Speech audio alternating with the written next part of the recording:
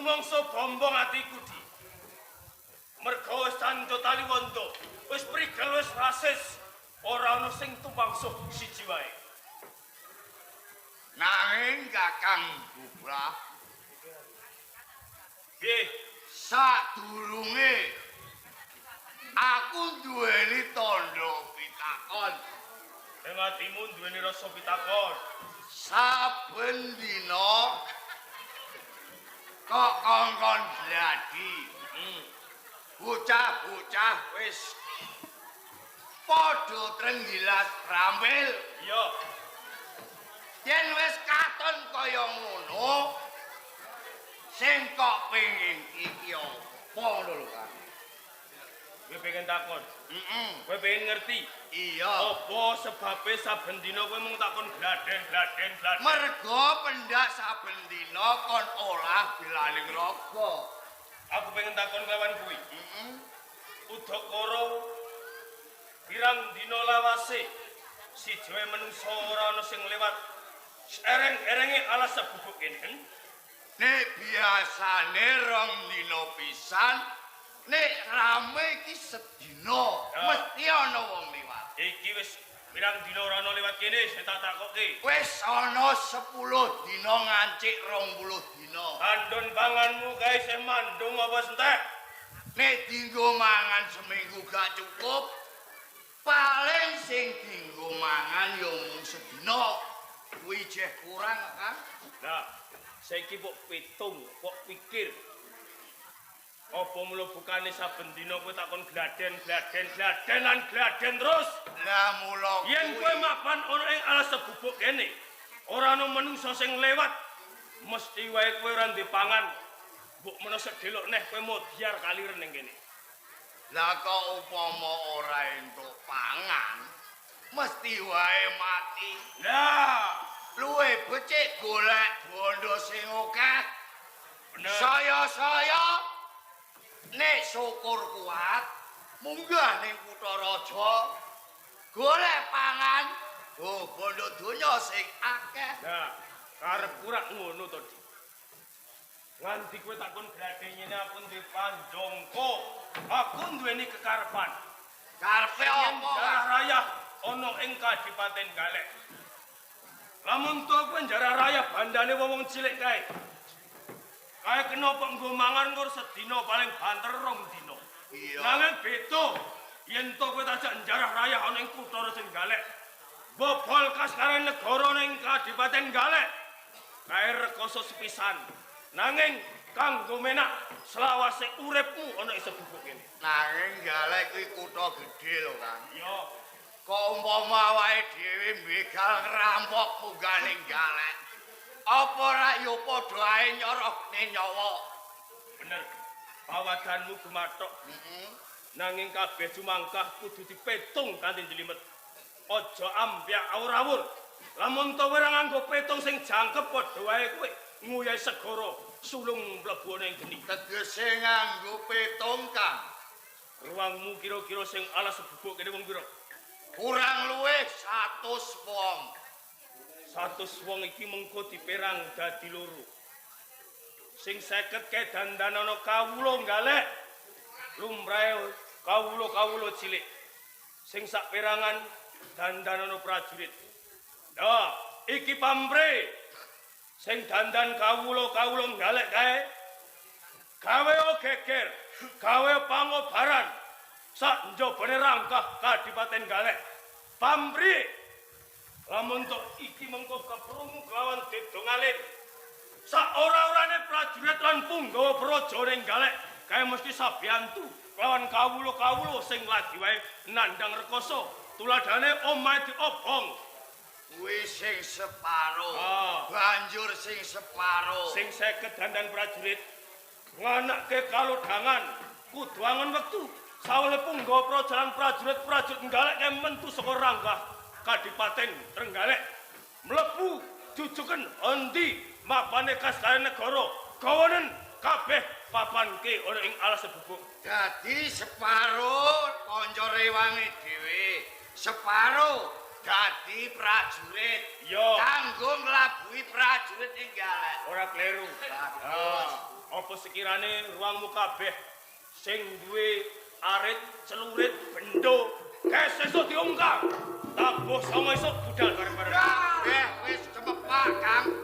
Kari ngongkon wis budal.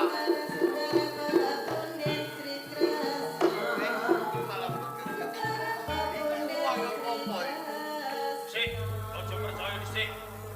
Kagakane ning alas dong lewang-lewong ngene panggonane demit, prikayangan. Wong Solo lembut menawa kuwi. Sapa nduk wenduk? Aku Sumarsi. Sumarsi. Kowe iki lamake menungsa apa lamake Budisani? Iki ya menungsa lumrah to. Tenan apa piye? Iya. Aku durung percaya. Lah kok bisa? Coba aku ndelok tanganmu. Aduh, lara. Ngrasakno dadi yo menungsa. Lah aku iki jane deg-degan ati edake ngene iki. Nek kowe menungsa, kowe wis duwe bojo apa je perawan? Kok dhisik? Jane kowe iki sapa? Kok ngalang kadak ana ning tengah alas?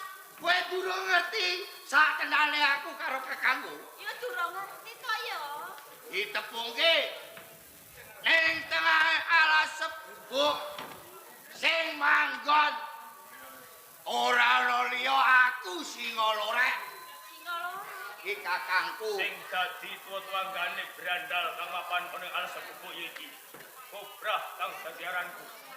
Tenane kowe kabeh iki brandal. Pancen Yo ora kaya kaya ngono aku tekane. sambang dalan papan gunungku ana ing alas bubuk ini. Yen ngono, aku njaluk liwat ya lek menehi dalan aku tak. Sik, Kok sik kok gampang temen kowe pengen lewat.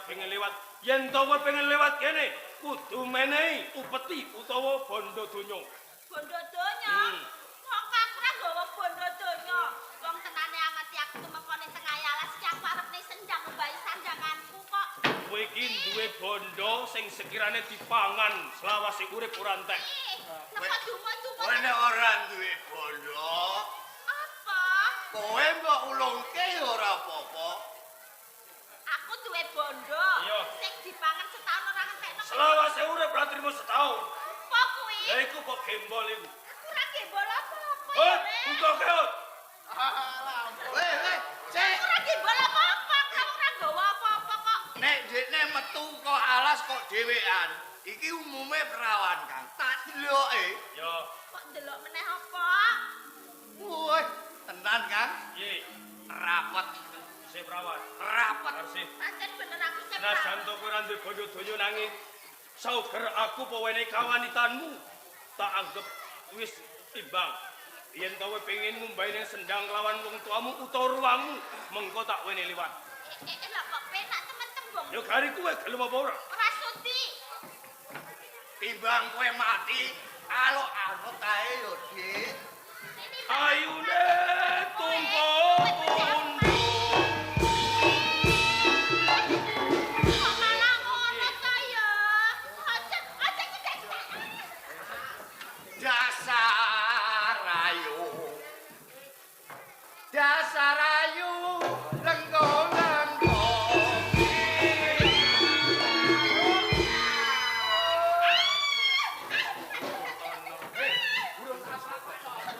Aja mojo ngene. Ayo, Kak. Rutono aja tansah gawe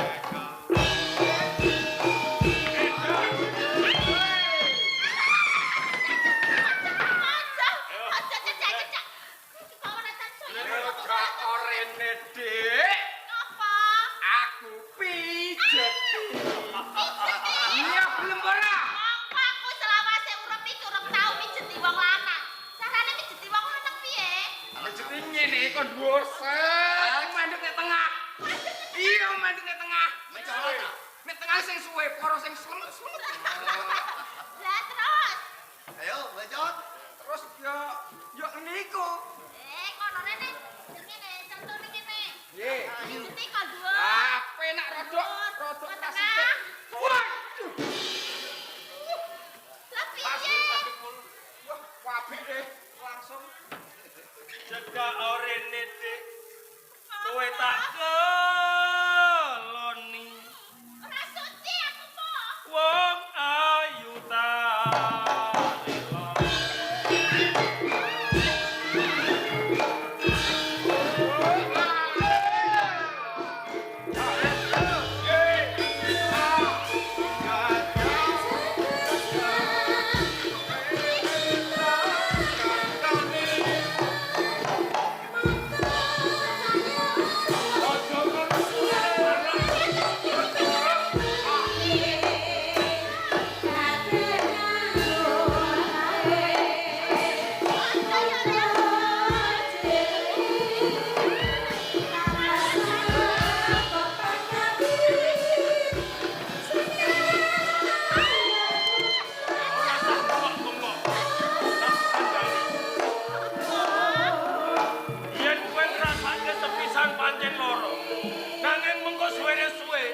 Pasti rasane penak. Silakan. Yo piye? Silakan. Minum aku. Malah kasih tindak. Iya, prasmanan. Prasmanan ayo.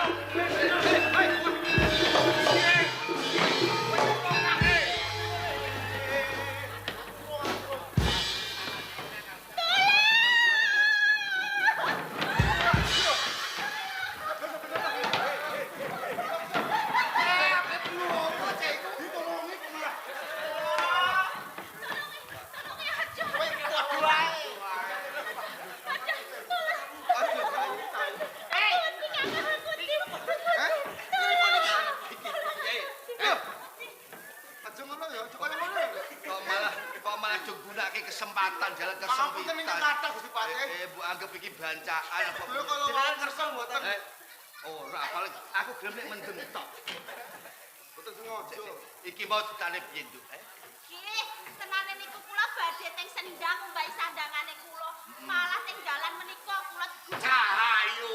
wedhus brewok niku lho nggih. Ngene wae. Anggon ngumbahi ndang disipuki bali wae. Kados Oh, iki tak urusane. Oh, kados ngaten. Matur suwun sanget Ya, nggih. ya, ya. Kula nyuwun pamit. Sing hati-hati, Nduk. Wah, ora iso dibacok. Nek menungso iki jare. Jane kowe iki duweni tata susila bocah wadon siji kok arep mbok nggo rayahan sing kaya ngono. Lho. Karep kira tak nggo gentenan. Mergo apa? Iki adik-adikku ki seneng karo wadon mau sing jeneng Sumarsi. Ora gelem timbang ora gelem ora tak nggo gentenan. Ngono. Iya, Sapa jenengmu? Dobrak. Dobrak sing siji. Ora. Lah kok mapan iki Gunung Sebubuk? Iki papan dunungku ya iki sing dadi tuwa-tuandane brandal Sebubuk. Oh. Jebule iki. Dadi kowe to sing gobrah lorek sing dadi tuwa-tuanggane para brendal. Bali takon sapa terane kowe? Aku Warangka saka Kadipaten Trenggalek. Reksa Pas. Lah ya kok Reksa Praja. pas-pasane mbero. Kowe iki rene apa ngeki bondo donya kanggo mangan aku lan adik-adikku ngono apa piye? Perkara kuwi mengko gampang. Heeh. Kang Baku, aku njaluk tulung karo kowe. Belum perkara apa? Tumindak lan pakartimu sing kaya ngono kuwi leren-leren aja gawe kapitunaning liyan. Yen to aku leren mbok menawa aku mati kaliren mergo aku ora iso kerja. Mergo gaweanku saben dina yo mbrandal ngecu ngrampok kaya ngene iki. Yen to leren, lah aku uripe adik-adikku ki engko kok. Bener Kang. Lah nyambut gawe liyane rak ya kena. Lah mocok tebang tebuhi bandane piro kaya ngene iki. Ning beto yang brandal. Kerja pisan kene nggo mangan. Mas taun. Ya. Yen pancen pratelamu kaya ngono, kapeksa aku bakal nggunakake. Kowe tak cekel tak sowanke ana ing Kadipaten Galek. Aku arep gak cekel. Iya. Lah dadane prajurit. Ora. Nun sewu niki urusan kula. Ngono. Nggih. Iya.